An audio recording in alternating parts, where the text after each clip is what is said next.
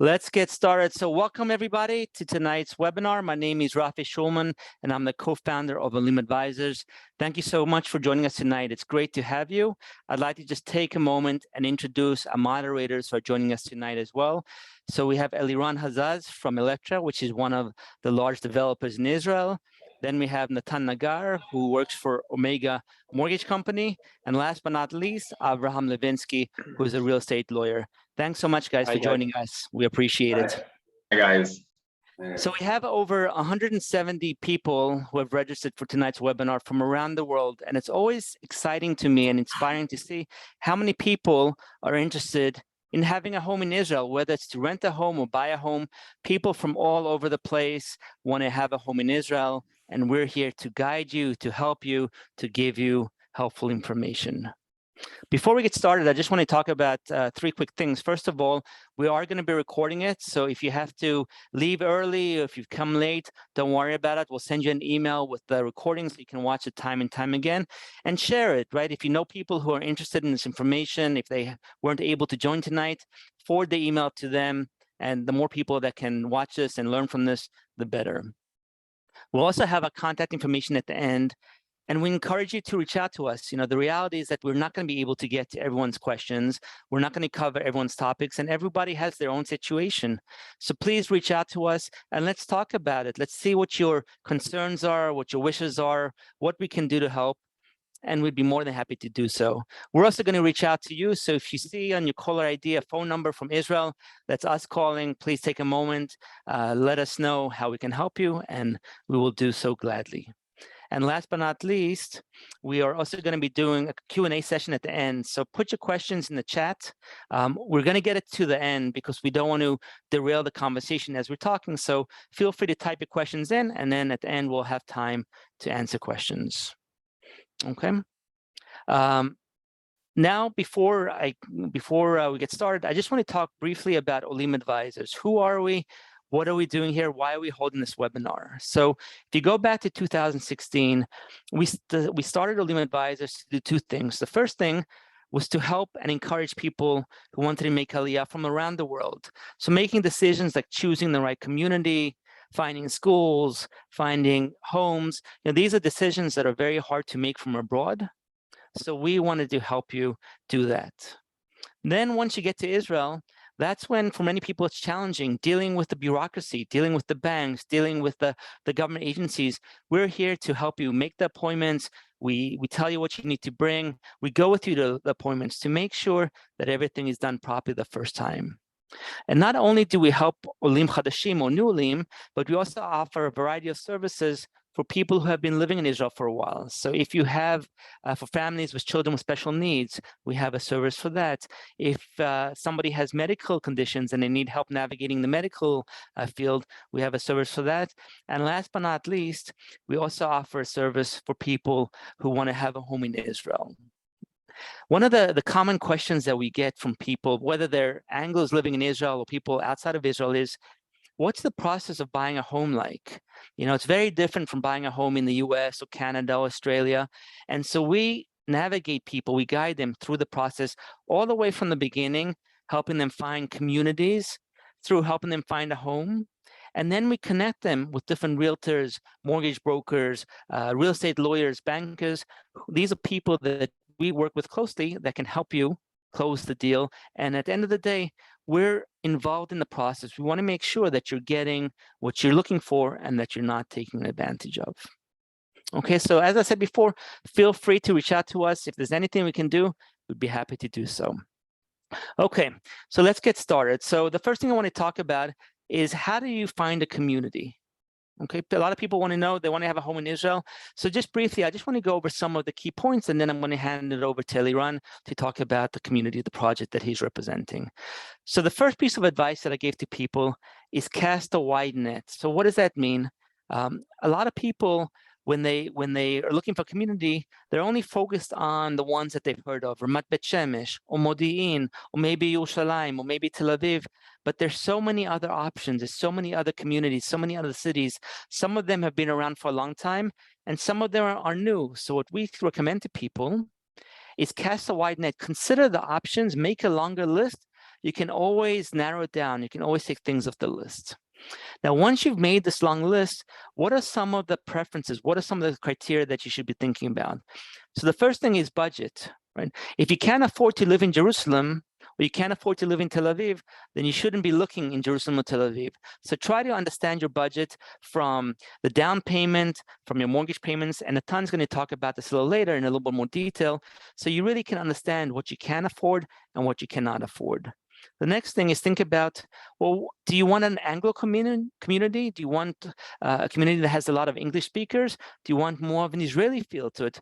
Or maybe you want a mix, because a lot of the cities these days have pockets of Anglos, and it's areas that you should consider. For example, Rehovot is a well-known city that isn't an Anglo community, but has a really nice Anglo community within it. So there's options like that, and you need to think about, do you want a big Anglo bubble like Ramat Bet Shemesh, or you're more comfortable in a city that's more of a mix? At the same time, also think about it from a religious point of view. Do you want a religious community like Yerushalayim, Ramat Bet Shemesh, Bnei Brak, or are you looking for more of a secular community? Or again, are you looking for a mix where a lot of cities have shuls and they have religious neighborhoods? So that's something that you should keep in mind as well. The next thing is what I consider personality. And somebody gave me some really good advice that I want to just share with you, is close your eyes for a minute. And what do you picture when you walk out of your house or when you walk out of your apartment? Do you see an urban kind of area with a lot of tall buildings, a lot of buses, a lot of commotion? Or do you prefer more of a suburban area where it's open fields, houses, things like that? Try and picture what the personality of your community will look like, and that will help you narrow down. And the last variable that you should think about is location. Do you want to live up north? Do you want to live down south? Do you want to live in the center? Or do you want to live by the beach? All of those are important things. And speaking of the beach, which I love, I'm going to hand it over to Eliran to talk about the beach community. So hello again, my name is Eliran Azaz, and I'm the sales manager for a company named Electra Investments or Electra Living. Both names are okay. It's a public company and has 15,000 workers for big Electra around the world. It's one of the biggest constructors and entrepreneurs in Israel. And I want to talk tonight for you, about a neighborhood that we are building in the north of Israel, in West Galilee area. I live here, so I can stand for it also as a tenant, also as the project manager, and I moved from Tel Aviv to this area after 15 years living in Tel Aviv. I'm going to share a little bit of my personal story with the little slideshow that we prepared for this event, and we work with this slideshow for our customers that come here. You see everything clear, Rafi? Yeah, everything is very clear. Yeah. So I will just make it a full screen mode, and that's it. Perfect. So as I started in the beginning, Electra Living, it's in Hebrew, so I will quick translate it. We're gonna do an English one. Maybe I will move it to Rafi, and whoever wants English slideshow will get it in the next week or two. But Electra Living builds all over Israel from the south to the north. This is our northern project in the West Galilee. It's considered to be a part of the city called Nahariya, but actually it's more of a distance. It's 3.5 kilometers north, in front of lagoons and a national reserve that's called Achziv. I'm going to describe a little bit more in the next slides. Our partners in this project, their name is Tzemach Hammerman. Tzemach Hammerman, also a very big public company. They build also around all over Israel. You need to understand this project is quite big in Israel. It will be in the end around more than 1,000 units all in all for this whole neighborhood that's called the C neighborhood Achziv. And both of the companies joint ventured in order to build this neighborhood together. And we're building all included with buildings, not with villas. We build only buildings as entrepreneurs. Both of the companies, just for saying, has contractors in-house. So we're not doing it outsourcing. We're building ourselves and we're delivering ourselves from A to Z. So a quick presentation about the West Galilee. There is a lot of C, vitamin C. I fell in love with this area. We came from Tel Aviv, me and my family. We came only for half a year to do some things in this project during the Corona time. And the education and the atmosphere and the nature that my kids and myself got in this area made us stay here for now 3 years, and we're not gonna leave. This area is one of the best areas in Israel, and believe me, I lived in almost everywhere, also in the US, in New York, and a lot of areas in the United States. But the West Galilee is very famous for its nature, for there is rivers, not rivers like big rivers, but very nice rivers with trees and with lagoons and Nekarot, that is very special area in the north of Israel, very close to the border. There is a national park with lagoons. You can see it in the pictures. You're going to see more pictures in the next slides. But it's a very special and very touristic area that people come from all over Israel to enjoy the nature. Also the cleanest beach that I saw in Israel. But except the beach, you have a lot of touristic areas to hang out in. I hang out in these areas without being a tourist, but wineries and beer factories and boutique bakeries and places to do razor, like little jeeps tours, and a lot of spots that is very beautiful for springs and places to see the high view for the beach and the mountains. So this is a map that summarizes everything, but inside there is a lot. But if we get to the point, Achziv was considered in the late 60s, 70s, was considered to be one of the places that all the Bohem from all of the Tel Aviv area came here. 60s, happy 60s, and everybody came here, and a lot of parties, a lot of good atmosphere. And everyone in Israel, if you ask someone from Eilat or someone from Jerusalem, 95% they will know where is Achziv and what is Achziv and what a beautiful beach it is.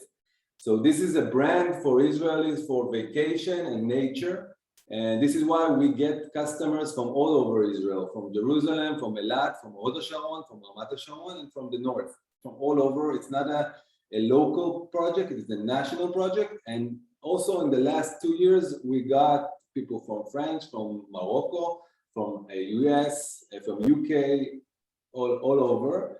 People that look for a decent beach, a clean beach, and beautiful views in Israel, or as a vacation house, or to live the dream and actually being here. Eliran, if I can just jump in for a moment, just to share. So my mother was in a similar situation about a year and a half ago. She was looking for an apartment on the beach, and we looked at Ashkelon, we looked at Netanya, and then we heard about Achziv, and we drove up to Achziv, and we fell in love with it. My mother bought an apartment last June, and we go up there. She uses it as a vacation home, and it's just spectacular. It's peaceful, it's quiet. It's just such we call it heaven on earth. And really, we live in the center of Israel, so it's an hour and 45 minutes, and we drive up. Sometimes we'll just go out for the day just to be able to get some R&R, some rest and relaxation. And so it's really, as Eliran was saying, there's so much beauty to it. And also from an investment point of view, my mother had bought this apartment and it's already appreciated dramatically. And so I can kind of confirm what Eliran's saying about people looking at it from around the country. It's a place that has become a very popular destination for people who either want to live year round or just want a vacation home. Yeah, perfect. I'm gonna share with you some pictures of this area. I think that if you can, and if you catch a flight and come over here and see it, you will see for yourself and see how it is really. Because those are the beaches. This is the clear water.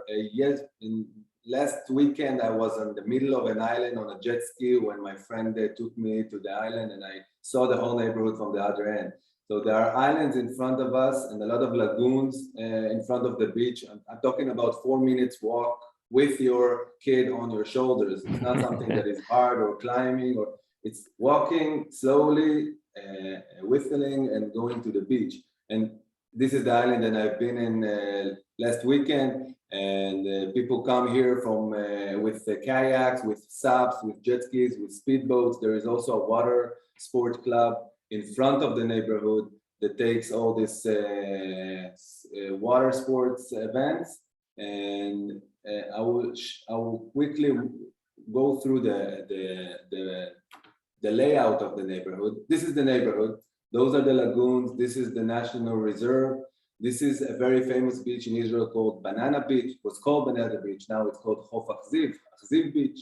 And this is a Phoenician. In the past, Phoenicians were here. An ancient area that a club Med was there for a few years. And also someone in Israel invented the state and built a state over there. It's called a state of Achziv, and there was a passport and everything. A lot of history around this area. And if we continue, you get to Achziv Beach that ends around here, and then go to Betzet, and then Rosh Hanitah, that is the north of Israel. This whole neighborhood is actually with, right now it's 432 units that are occupied, and more than 400 families that live here. And when I say live here, it's not necessarily live here all year long. Like Rafi told you, we have three kinds of tenants. Okay, you have the one that buy here for, I call them investors, vacation investors. Okay, they buy their assets on the beach, on one of the best beaches in Israel, and they come when they can, or they send their grandchildren or their kids or their CEOs, because a lot of famous, I won't mention names, but toppest Israeli companies, real estate, high tech, and diamonds. They bought here apartments in order to come here on the weekends and to have an investment property on the Achziv Bridge. So this is one kind of people that buy here. They are more or less from all over the world and from the central of Israel, Hod HaSharon, Ramat HaSharon, Jerusalem, a lot of people from that area. And also people that come actually to live here that are, in most cases, they are the northern people. There are people like me that moved from Tel Aviv, and people from Jaffa, and people from New York. But the majority of people are people that already live in the northern district, and they decided to give their to live in a new neighborhood that is brand new with new facilities, and to live right on the beach, on the best beach in the area. So it's the most popular neighborhood, and it's very hard today even to get an apartment to rent in Achziv. I know that it sounds weird, but in the beginning, it was like a lot of to rent for a few months. And then from the last 2 years that the rent went up in around 2,000 shekels per unit, that is a lot. Because there are not a lot of options now to get an apartment to rent. And we're now building another stage of 192 units. I will go back a little bit. The tenants that live here from the northern district are young couples from a socio-economical status that is a little bit high or more high than normal, and pensioners, people that come here towards pension. Their kids already left the nest and they want to come in order to live their pension or towards pension in this place. Those are the three kinds. So we said investors, vacation investors, we said pensioners, and we said young couples from high social economical status. So this is the neighborhood. We build everything here except the villas and the structures that are for the public, like school and kindergartens. Right now we have a kindergarten, we have the parks. We are building, not we, but another entrepreneur that sold us the land, they're building the commercial area. There are already around 10 villas that are under construction at this point, and will be around 70 villas that you see the little lots in here. There are 4 passages that leads to the beach. Like I said, 4 minutes walk from the forest building. It's 400 meters to go to the lagoon. I come here all the time. It's not with a lifeguard beach, but the water are very shallow, so you can play around and be safe. Here you have a beach with the lifeguard. Now, there is also a synagogue that is new, and even Rabbi David came here and opened it. And it's right over here in the northern part, very close to the new stage that we launched. And what else we have? We have public transportation that takes you to the train. The train, if you go by car, it's about 8 minutes, and then you can go everywhere, Tel Aviv, the airport, and everywhere in Jerusalem, wherever you want. Or you can go by bus, and if you go by bus, it takes about 20 minutes to get to the train station. In the future, we're gonna have also a hotel over here and more buildings that we're gonna build. This is our third stage from 7. So we're gonna have this one over here that it will be a stage that will be further stage, another one in here and another one in here. So all of this together will assemble around 1,000 units that will be the complete neighborhood of Achziv. I will continue because I don't have a lot of time and I want to give my friends in here enough time to speak. So around this area, you have also a very community, like Rafi said, a community that you can be with and share your life with. It's assembled mostly from younger couples and pensioners. A lot of gathering to pop-up cafes and Shavuot holiday festive, and a lot of things that people bring like plays, games for the kids, and you can see a food truck. And this is the Achziv community. That also people always talk about Achziv as I don't live in Nahariya. It belongs to Nahariya. I live in Achziv. Achziv is a brand for itself and it stands for itself. And actually it is. And you see a lot of neighborhoods in Israel that goes out of the city and create a community that is higher and stronger. In here you can see the synagogue that is already built. We need to replace it with a real footage, but it's already built and people are praying there. Shabbat is very nice in Achziv. You're more than welcome to come and see it. There is a boardwalk around in the shore area that will be connected in the end to Nahariya. Right now you can walk, but it's not as beautiful as you see in here. In the end, in a few years from now, it will be connected with a beautiful boardwalk to Nahariya that's, as I said, 3.5 kilometers south from us. This is the commercial area, playgrounds, etc. Transfer station, we talked about it. It's the buses that take to the train. Rafi, how much time do I have? You still have a few minutes. Few minutes. Let's go. The new project that we built is actually a result of a lot of thinking. We made 432 units in here. And as every company, we want to improve ourselves, and we checked ourselves. We checked what was wrong, what was more suitable for the audience that want our product as a beach house or as a living house on the beach. And we built a better product. Also, I was very into the process of planning it, because I wanted to do something that will be very specific and suitable for the audience that wants us. So the apartments are bigger, and the contractor is a little bit different, and the balconies are bigger, and the elevators are faster, and you have also the preparation underneath the development for electric cars, because this is not the future, it's the present. And we have higher details like air conditions inside the apartment and better decor and better tiles. I won't get into everything. It's hundreds of things that was changed, but a lot of change. Whoever from you wanted to go deeper and understand what we made better, because we have here a full project that is already, we sit in it. When you will be here, if you will be here, you can see the actual apartment. But the next stage is like iPhone 6 and iPhone 12. Okay, we made it progress. We have 6 buildings that we're building at this point, 192 units. It started with the A building, it ended with the F. A, B, C, D, E, F is the only thing that is in English in this. And those are the buildings that we're building today. You can see it here in the map of the neighborhood. Those are the 6 buildings. It's actually the continuation of the buildings that we sit on. I'm here right now, and those are the buildings that we already built. 16 buildings that are the ones that you see that I'm just circling. And those are the buildings that we're building at this point. 3 frontal, 3 a little bit in the back, but the view from the back and the front is perfectly fine. Also for the 5 rooms. 5 rooms are always the front apartments, 4 rooms are on the side. Garden apartments are 5 rooms that are downstairs. And penthouse is half a floor that is assembly of 4 rooms and five rooms, it's half a floor like this. I will run. There are 6 buildings. The 6 buildings, you can see them also in this illustration. It actually shows the whole neighborhood from east to west. Those buildings, again, are already built. So you can walk here and see how it is, see and speak with tenants. And those 6 buildings are under construction at this point. This is from north to south.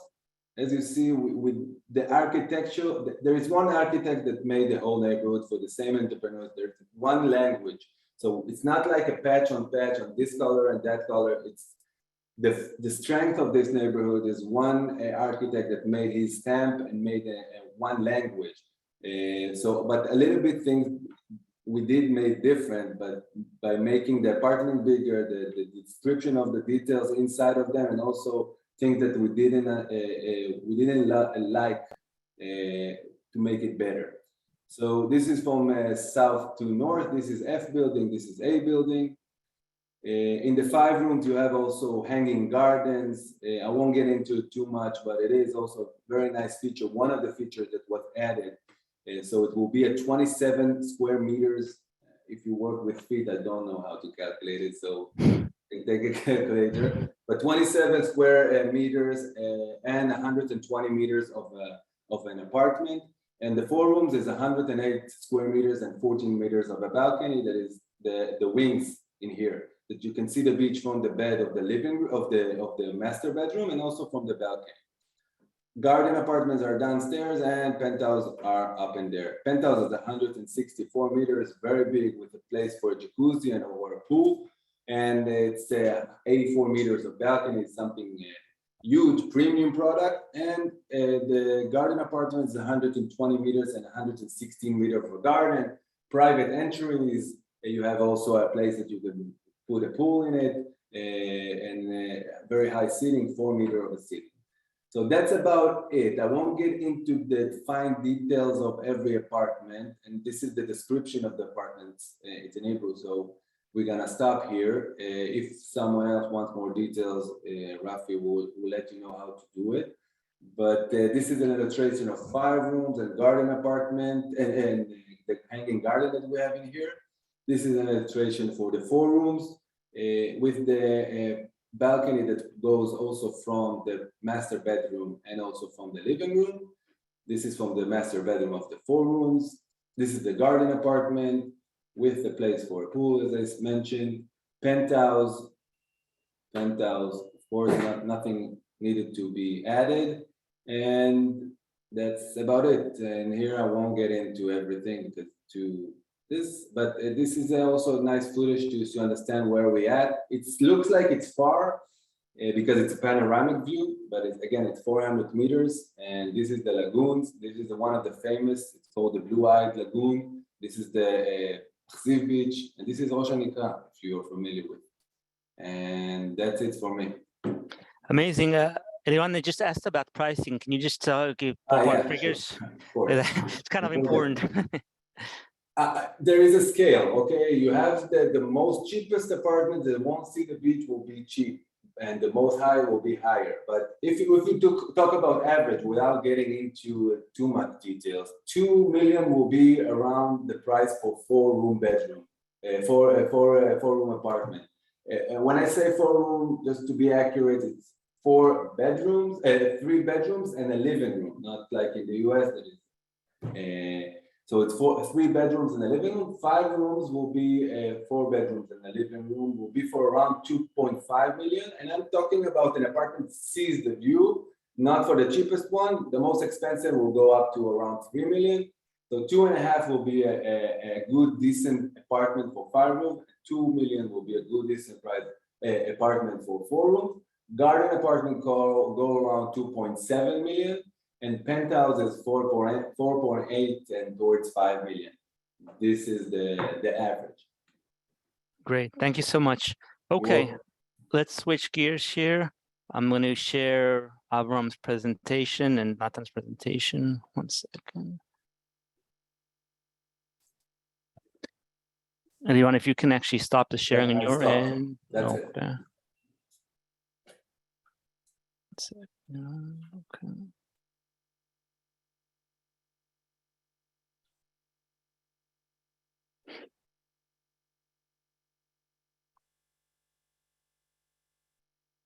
Okay. Does everyone see the presentation?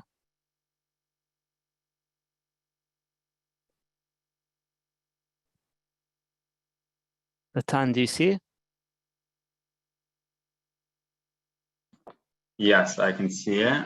I'm going to assume that if I can see it, everybody else can see it. Yep. And that we can jump right into it. Go ahead. All right. So first of all, I want to say thanks to Rafi and to Olim Advisors. I am here as the mortgage broker.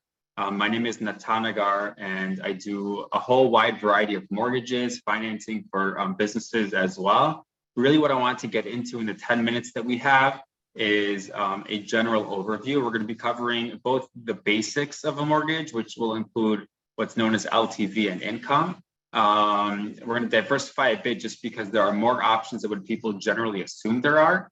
And finally, we're going to get into sort of what the budgeting aspects as a consumer would be when we approach mortgages, because again, just because we can take out a mortgage doesn't mean that we do want to take out the mortgage, and it's important to know what the ramifications are. So if we can move on to the next slide, Rafi. All right, so basically when a bank gives out a mortgage, you can really split into two different parameters, right? Let's just think for a second that you're giving a very large loan to, like a friend, 1 million shekels or $1 million loan. When you're going to do that, you want to know one of two things. Number one, you want to know that you're giving out a loan that they can pay back. And the second thing you want to know is if they end up defaulting on the loan, that you'll be able to recover your losses. And that's where LTV and income come into the equation, right? So LTV just means that your loan, the amount of loan that you take out, the amount that you're financing as a percentage of the value of your home. So if you have a home at 1 million shekels or $1 million and you have 60% LTV, that just means that out of the million, you're financing 600,000. And the idea behind that is that the bank knows that if you do end up chas v'shalom defaulting on your loan, the bank can then take your house and sell it, cover whatever's left of the mortgage, and give you whatever remains, okay? And again, the different points along your loan to value, be it 45%, 60, 70, or 75%, are just to denote the risk on the bank's end, right? So if the bank is going to finance 450,000 out of the million, which is 45%, then in order for the bank to sell the home and not be able to cover the loan, the house would have to depreciate all the way from 1 million to south of 450,000, as opposed to if you're getting 75% LTV, where the bank is financing 750,000 out of the million, the bank would have to make sure that they're selling a home that won't depreciate, again, over the 20 to 30 years of your mortgage, that the home won't depreciate south of 75%, 750,000, right? And so the higher the LTV is, the more risk the bank has to shoulder, and the interest rates will follow suit. The more LTV, the higher the interest rates, the smaller the LTV, the lower the interest rates. And then besides, for that financing perspective, you have to add on another layer of bank regulations. So Israel's central bank, known as the Bank of Israel, has regulations where if you're buying a first-time property or a single property, you can finance through the banks up to 70 to 75%. Whereas if you already have a property and you're going to keep that property, but buy a second, third, fourth, fifth, et cetera property, you can only finance up to 50%. So that's really one end, the LTV side, where again, if you're giving a loan, you want to make sure that if somebody's going to default on the loan, that you can then cover the loan. But the second aspect, Dan, I'm sorry, just also for foreign investors, foreign residents, it's also up to 50%. Is that correct? So yeah, if you have an Israeli citizenship, even if you do not live in Israel, you can get 70%. If you do not have Israeli citizenship, you can get up to 50%. And that's again with banking regulations. And I'm going to touch on a bit later, you can actually get more depending on different situations. So the second aspect, thanks Rafi for that clarification. So the second aspect is also income, right? Because banks aren't in the business of buying and selling homes. They don't want to sell your home to cover losses. They really want to deal more with the cash flows of banking. And so they want to know that if you're taking on a mortgage, you can pay it back. So let's say, you break down your income on a monthly basis. And let's say you have 10,000 nets on a monthly basis. That's after taxes, after you paid for your car loans, whatever other expenses you have, take all that out and you're left with, let's say, 10,000 a month. From that 10,000, if you were to have to shoulder a monthly payment of 7, 8, 9,000, you wouldn't make it. It's just too heavy for anybody to pay for a 20 to 30 year period.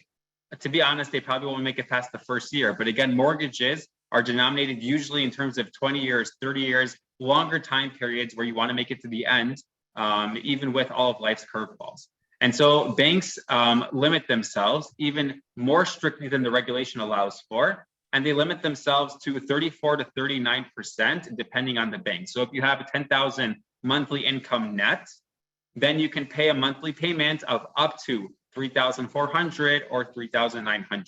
And the idea is kind of similar to the LTV in that the less you pay, the lower the risk for the bank. So if you're only paying 2,000 and you're making 10,000, then the risk of you defaulting is obviously going to be much lower because it's a much easier payment for you to continue to make. And the higher you go towards the 34 to 39% range, then your interest rates reflect that, right? So if we can go on to the next slide. After having mentioned all of the different guidelines, it's important to understand that there are a lot of options out there, right? If I mentioned up to 70 to 75% LTV, you can actually get 80 to 90% depending on the situation. You can take out a second mortgage on the same home, which is something that's unusual, but there are two of the banks out there in Israel, as well as non-banking institutions, do offer those types of mortgages.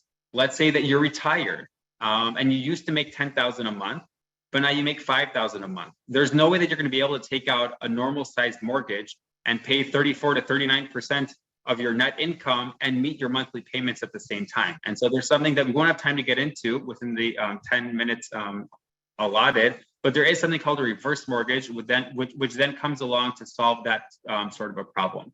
There's a whole wide array of options out there. And the main takeaway that I want people to really take from this is that even if you go into a bank and the banker says, listen, it's impossible, it may not be impossible. Sometimes it is, sometimes it isn't, and the door may in fact be open. So moving on to the next slide, what we've talked about until now is what banks are willing to lend and give out in terms of mortgages. However, if we're going to be smart consumers, we want to make sure that the mortgage that we're taking out is one that we feel comfortable with, again, not just now, but throughout the lifetime of the mortgage, which can be, like I said, 20 to 30 years. And recently, a lot of options have come up with 40-year mortgages. Again, not necessarily for everybody, but important to know that that option is out there. So when you're doing your own budgeting, you want to look at two main aspects. The first aspect is much more simplistic. How much money, let's say in order to make the actual purchase, you need $1 million shekels or dollars.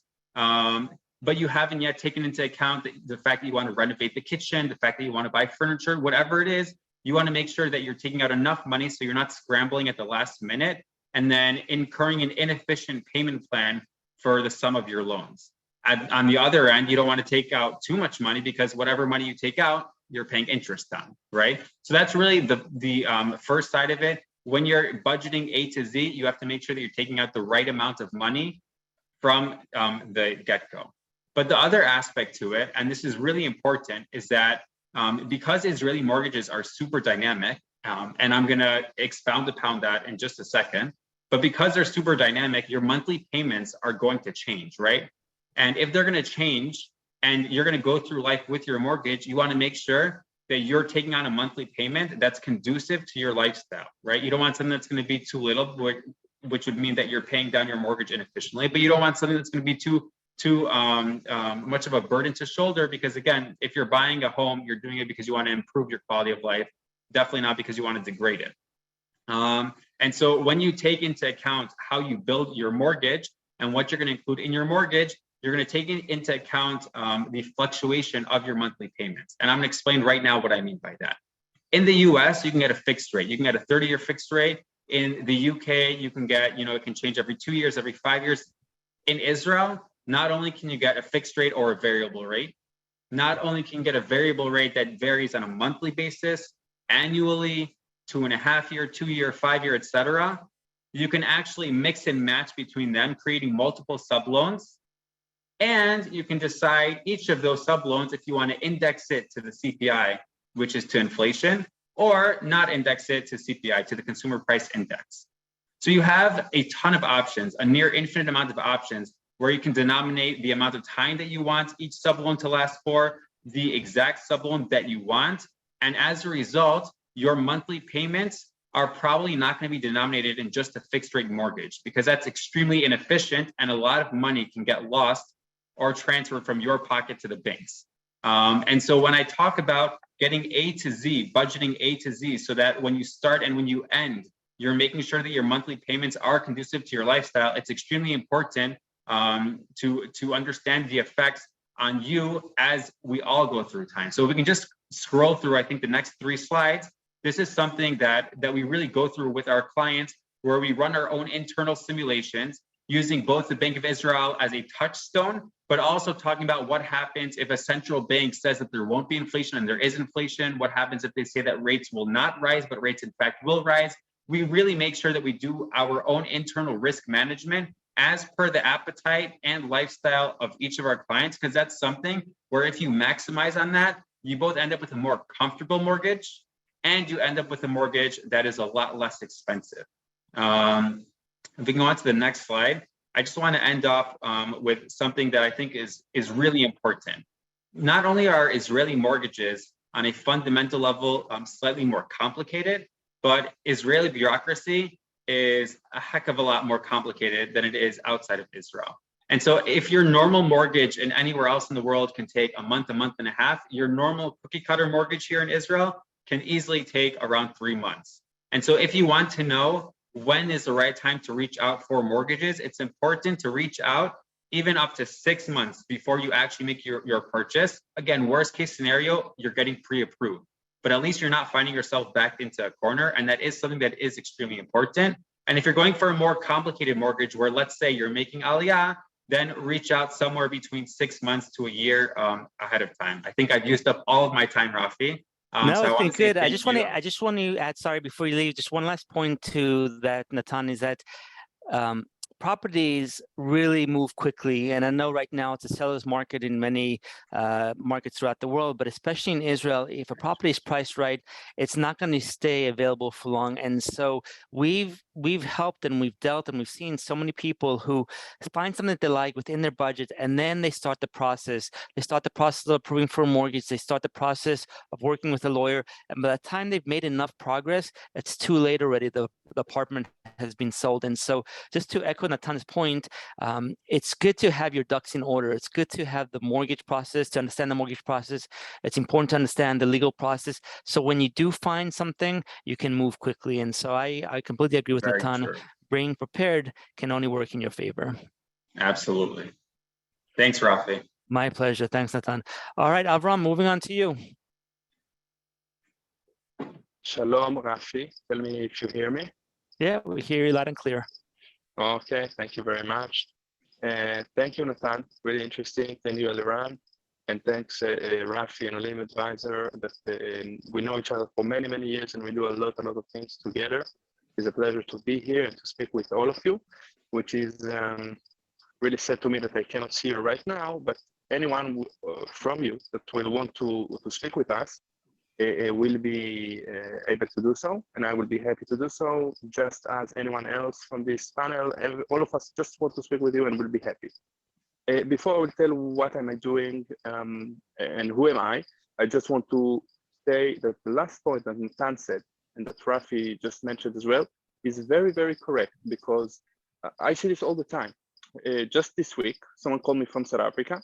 She got my name from someone else, and she told me that she purchased a property 1.5 years ago, and she wanted to know if she can get the purchase tax back because she did Aliyah, or she didn't do. She thinks to do Aliyah now. So I told her, you already lost it, and it's really sad.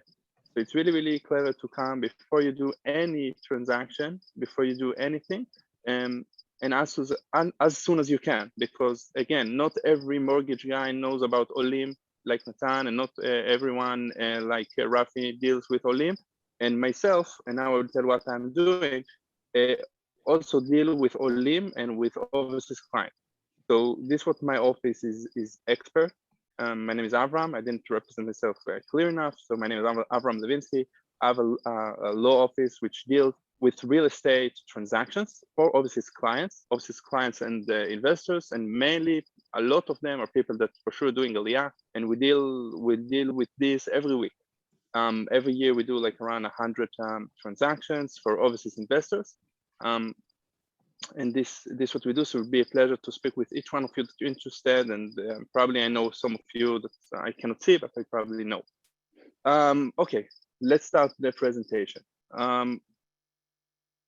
First of all, we're speaking here about a very, very beautiful project in Achziv, which I also represented several transactions there. And this is one kind of transaction in Israel, which is first-hand purchase. We're not speaking here about second-hand purchase, which is, for example, when I bought a property 5 years ago and then I sell it to anyone else. We're speaking about first-hand. That's mean like something new, brand new from the contractor. The contractor is for sure constructing that and built it, and you as a client can buy that. This is a first-hand purchase, therefore. The advantages, and for sure we'll not have time to speak for every one of the things very deeply, but we'll touch the things also later on in the slides. We'll touch the things, and then you can feel free to ask anything you want. So first of all, the process is easy and smooth. And why is it? Because you're dealing with a big company. In this case, is Electra. Sure, as I said, I know the project, and Electra is very good company. You know who you're dealing with. You're not dealing now with Reuven Levy or with Avi Cohen that maybe will go to America, and then you will need to call to your lawyer and to say, what are my protections? Which, if he's a good lawyer, he did create very good protections. But here you have a big company, and you know what you're doing with. Second is bank guarantee. Bank guarantee, I want to touch it for a second. What does it mean, bank guarantee? When you bank from Electra, from Eliran Chazaz, you know that Eliran and his company will give you bank guarantee, independent bank guarantee for every payment you're going to do for them. That's me. If the property is cost 2 million shekel, you will give to Eliran 2 million shekel until you will get a possession, until the property will be yours, until it will be inside the property. You will get a letter, okay?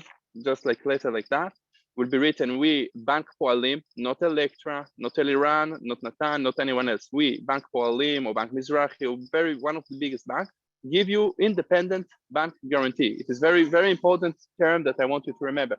Independent bank guarantee, that if Electra will collapse, okay, just like happened in 2008, many companies were either almost collapsing or even collapsed. If you remember, AIG almost collapsed. Okay, AIG could collapse in America. And so, for example, if Electra collapse, we, Bank Poalim, Bank Mizrahi, will give you what you need to get. We will give you your money back. So that means this is very, very good advantage. You have total guarantee for your funds when you buy firsthand. Not all cases, so it's important to check. It's important to speak with your lawyer. It's important to speak with the one that you deal with in the transaction. But I know that in Electra they give it, and this is what is important for this event, and you need to remember that. Another advantage, liability. That's mean when you are purchasing from first hand from a contractor, again, like Electra, you're going to get liability for the physical situation of the property. That means after 1 year, you will see a leak coming from the ceiling, and you will need to think what to do. You just take your phone, call to the company that sold you the property, and they will come to fix it. This is very big advantage. This is by law. This is not something. It's not something that, you know, if it will be written, for sure it is important to phrase it rightly in the contract. But it's called, I think in Latin, cognitive. I don't remember how it's called. It doesn't matter. But it's something that it's unconditional. This is really important, and you need to remember also that. Very good and very big advantage. And again, for sure, when you buy firsthand, you will have a very high level of physical situation. Again, even before the liability, everything should be good. You will come before you enter the place, before you get the possession, you will do search, you will check, you will see that everything is good. And only after that, you will be entering the place. So those are the main points that are giving you very good advantage. In firsthand, you can move to the next slide, Rafi, thank you. And especially here in Electra. Let's speak for a few minutes about tax. So I'm sure this is going to be one of the questions because many people are asking. as I just mentioned this week, someone from South Africa asked, and this is really important to know what's going on. Can I get a tax relief? Can I not get? What are the conditions? So we are going to speak from zoom out for a second and to explain for a second in zoom out what are the main tax implications for purchase. So every real estate transaction in Israel needs to be reported to the tax authority, and every real estate transaction has a tax implication for sure. Not every transaction need to be paid tax for the transaction for. So for example, let's say when you do need to pay and when you do not. So let's start with someone that live abroad. Very roughly, someone that lives abroad and buy from abroad. Let's say he's not a Ole, he's just someone that buying for investment. He's just someone that buying and will come to do Aliyah in 2 years, in 3 years, doesn't matter when. He's going to pay 8% tax. This is someone to just live abroad. So for example, let's give an example. If the property is 1 million shekel, 8% additional to that 1 million, you need to contribute to the Israeli state because you are not Israeli resident and because you are not doing Aliyah. If you do Aliyah, again, I'm not going to give tax advising now because every case needs to be examined, right? But if you do Aliyah within a year from the time you are signing the contract, then you need to speak with the lawyer and to check if you have base to get most of the purchase tax back, because there are also another conditions in this. But the biggest thing is to do the Aliyah to enter Israel within 1 year from the day of the signing. This is the main condition. So this is we spoke about the overseas client that's buying from abroad. We spoke about new Ole, and lastly, if you're just living here, then the tax authority will just check how much properties do you have in Israel. If you don't have at all, you will pay very, very slight amount of purchase tax. And if you have at least one, then you're probably going to end up paying 8%, just like overseas investor. So this is the tax purchase tax, and I'm not going to speak about the land investment tax because it's completely not relevant here. All of us just want to buy, not to sell. That's not the same. Due diligence. So I know in America, the real estate was making the due diligence and also making the contract. Here in Israel, those that do due diligence, wording of the contract, etc., are the lawyers. And due diligence, it's mean first of all to check the property. This is the first point: vast due diligence of the property. You need to check that the property is clean from any liens, mortgages, pledges, foreclosures. Sorry. Many items that can create a problem to purchase even the property. Again, I saw many things. I saw even property with 5 foreclosures one time, which we bought because we created the situation how to do that. But this is first of all to check the property. Second, again, liens, mortgages, foreclosures. We spoke about all of that. And then vast due diligence of the seller. So we need also to check the seller in many registrations and to make sure that the seller has nothing in the execution office also, and the seller itself has no claims against him. Even if they are not yet in the property, they can highly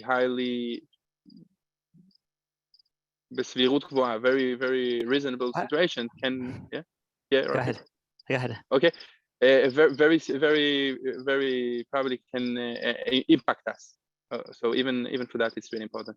And the last point here is again, okay, we spoke about those points. Is to check that there is no debts to those to this seller, no creditors, owners of the house, etc. So all of that very important to check before even we going into any kind of contract. Again, specifically Electra. We know, not expecting any problem with Iran and his company, and we can very much say that they are good. They are very good. We can move to the next slide, I guess, Rafi. Okay, so if I want you to remember a few things from here, first and foremost, you all abroad. So remember, and this is I didn't speak about it, but I want to give you those tips here that you will take. So first of all, remember, never sign a contract without your money in Israel. In our office, what we do, we open for every client before we sign any contract, a bank account in Israel, and we wiring the funds over here because we don't want to have any problem with that. Second, check with Eliran or with Eliran about the mortgage, that you have a mortgage, that you have a pre-approved, as Eliran said. In Israel, we call it confirmation in principle. This is the same. Second, remember to have a lawyer in Israel. I wish you good luck, and it's a pleasure to be here. And please send me any WhatsApp questions. Soon you're going to have the contact information. I will try to answer after the webinar for any question happily. Toda rabba lekulam. Rafi, thank you. Thank you so much, Avram. Okay, we're going to get going to the questions in a moment, but just before we do that, a couple of things. Eliran, if you want to just talk about the promotion that Electra is giving, the generous promotion of the voucher, I think that would be helpful. Yeah, of course. We wanted to spoil you guys with some appliances. In Israel, we don't give appliances in apartments like in the US. So we wanted to, as we do always, to make the products suitable for you. The first 5 will get 10,000 shekels worth of appliances to buy in. Electra is also, and I have to say, it's also the owner of one of the biggest appliances in Israel. So we can provide it easily. 10,000 shekels to buy an oven, a refrigerator, whatever you want. iPhone 6, I don't know, whatever, but you can get it if you are, if you will purchase in this project in the next, the first 5 will get 10,000 shekels to worth of electric equipment to buy from Shechem Electric. Amazing, thank you. And then from our point of view, with Olim Advisors, we will help you in transferring the utilities. So if anyone's dealt with this, calling the different utility companies can be a nightmare. And so, one of the things that we just want to do to help a little bit is if you, go ahead and you buy an apartment with Electra and Achziv, we will help you to transfer the utilities, assuming, like I mentioned here, that if you buy an apartment within the next 12 months. Between us and Electra, we really want to thank you, and as Abraham mentioned as well, and Natan as well, thank you for joining, and we wanted to give you a little bit of a thank you present. Now, before we get to the questions, one last thing I want to do is just put up a quick poll just to get a sense of how many of you are interested in this project. So if you can just take a moment, there's actually the second 2 questions. The second one you can ignore, sorry about that. But if you can just take a moment and just let us know if you're interested in this, it gives us a sense of what we should be doing in upcoming webinars. And so I'll put this up. And in the meantime, I'll also put the contact information. And again, we're going to send this out to everybody. We'll send a link with all with the recording, so you'll have all this contact information here. But we just wanted to make sure that you are able to reach us with any questions that you have. So if you can just take a moment and answer the poll, we'll leave it up for another few seconds, and then we'll get to the questions.